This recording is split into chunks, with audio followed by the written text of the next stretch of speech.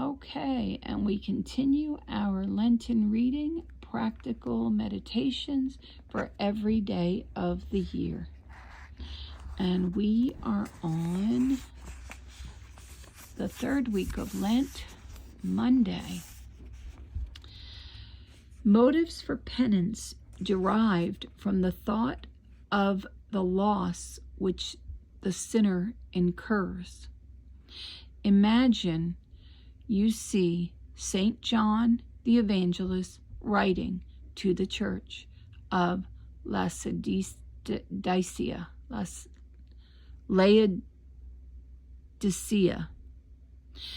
Be zealous, therefore, and do penance. Beg grace to enable you to make reparation for the past by abundant penance. Point 1. Loss of God's friendship. Consideration. By mortal sin, we lose God's friendship, sanctifying grace, the inheritance of the beatific vision, and all the privileges given to us in holy baptism. In a state of mortal sin, we are God's enemies, children and slaves of the devil, and we are under a curse. Perhaps we have spent days in this miserable state, perhaps even a greater part of our lives. The thought of this is a bitter one, and caused such deep grief to St. Augustine that his only consolation was to immolate himself daily by constant penance on the altar of the love of God. Application. During these days of universal penance, let us imitate the saint, and if God's mercy has preserved us from frequent mortal sin, let us think of those countless venial sins which give us sufficient cause for penance. If venial sin does not deprive us of God's friendship, it certainly diminishes it. Every venial sin deprives us of a measure of God's love and of a corresponding degree of glory in heaven. If we try to number our venial sins, we shall see how large a measure of grace we have lost, and what a loss it has been. Let us hasten as far as lies in our power to make reparation for it by fervent penance, affections, and resolutions. Point 2. Loss of supernatural life. Consideration. Mortal sin, in the second place, deprives our soul of supernatural life.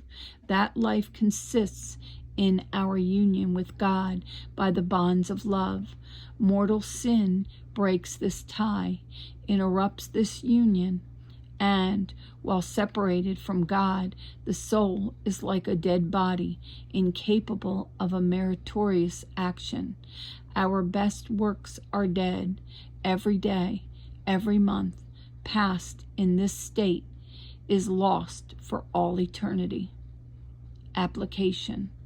Would that our eyes enlightened by the bright beams of faith, so that we could really understand and calculate the amount we have already lost, for we should then most earnestly try by penance to regain at least a portion of it.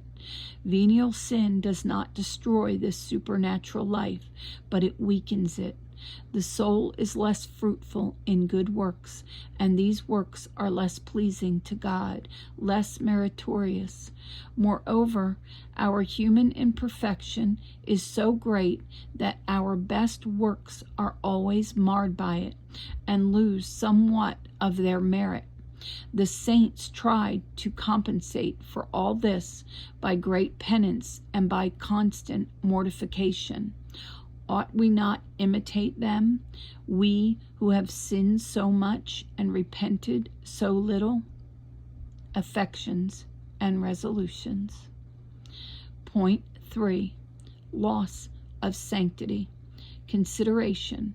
Mortal sin, in the third place, robs the soul of its beauty and renders it odious in the eyes of God and his holy angels.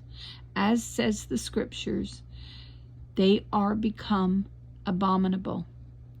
One mortal sin changed an angel into a demon and cast him down from heaven to hell.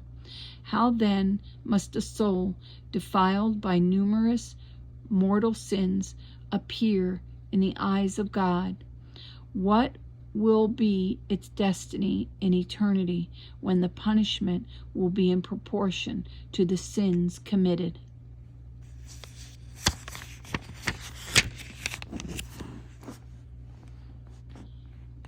Application. Perhaps you have incurred this penalty, and if so, you have a strong motive to induce you to embrace hardship and penance and persevere therein unto the end. For after all, although it may be certain that you have sinned grievously, yet it is not at all equally certain that your penance has been sufficient. The Church also tells us that the slightest venial fault leaves a stain upon the soul, and that nothing defiled can enter heaven, are the words of the Holy Ghost. We have daily stained our souls and made few efforts to cleanse them. Therefore, our purgatory and our exclusion from heaven will last much longer. Ponder deeply upon this. If we could but understand what it is to endure the pain of purgatory for one moment, what it is for one moment to be deprived of the beatific vision, the utmost rigor of penance would seem light to us. Colloquy with our Blessed Lady again. Wow. That was very powerful. So we'll begin tomorrow with Lent, third week of Lent, Tuesday.